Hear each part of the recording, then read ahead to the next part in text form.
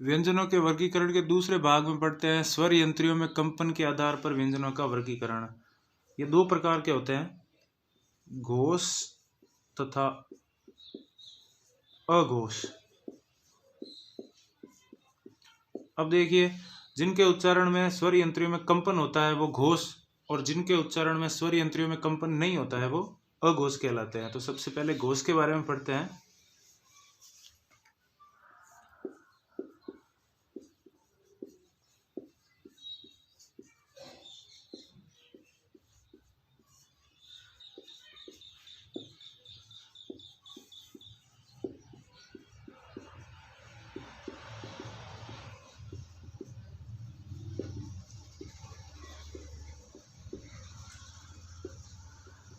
तो जिनके उच्चारण में स्वर यंत्रियों में कंपन महसूस होता है वो घोष कहलाते हैं।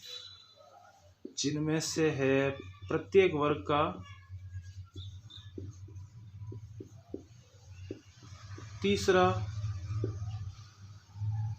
चौथा और पांचवा।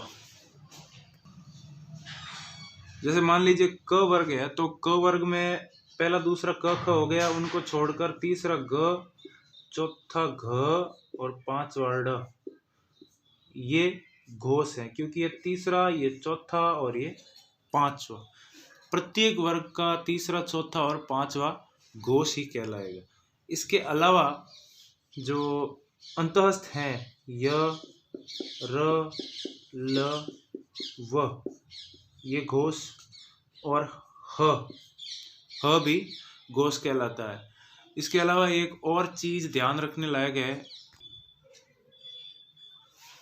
सारे स्वर घोष होते हैं।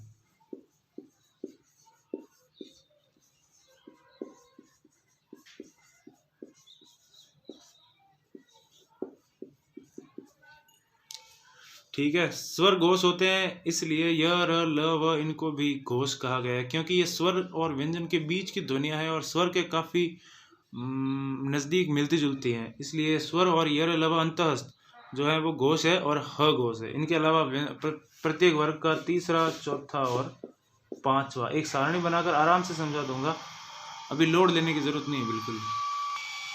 इसके बाद पढ़ते हैं अघोष। तो देखिए, घोष में तीसरा, चौथा और पांचवा वर्ग, ये जो प्रत्येक वर्ग का वर्ण था, तो अब बचे पहला और दूसरा।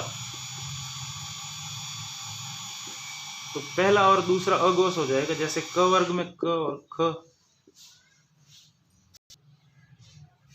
इसी तरह प्रत्येक वर्ग का पहला और दूसरा।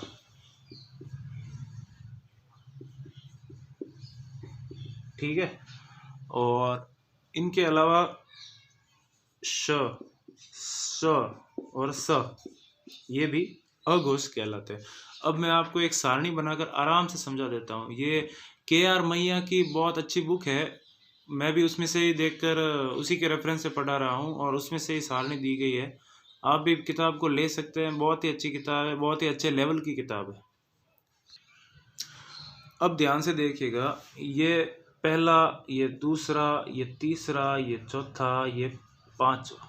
तो पहला और दूसरा अघोष, और तीसरा, चौथा और पांचवा घोष, ये ए जी जी जी। तो आप ए जी जी जी, आग को याद रखिएगा, आग। पहला और दूसरा ए और तीसरा, चौथा, पांचवा जी जी जी, ये है अघोष।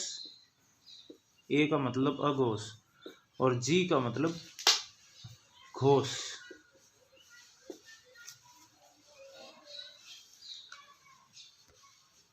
और इनके अलावा जो बाकी बच रहे हैं उनमें देखिए, अघोष कौन सा है, श, श और स, ये तो हो गए अघोष। ठीक है, और इधर घोष लिख देते हैं। जो घोष हैं वो हैं आपके य, र, ल, व और ह। ये सारणी आप एज इट इज बना लीजिए, याद करने में आसानी रहेगी।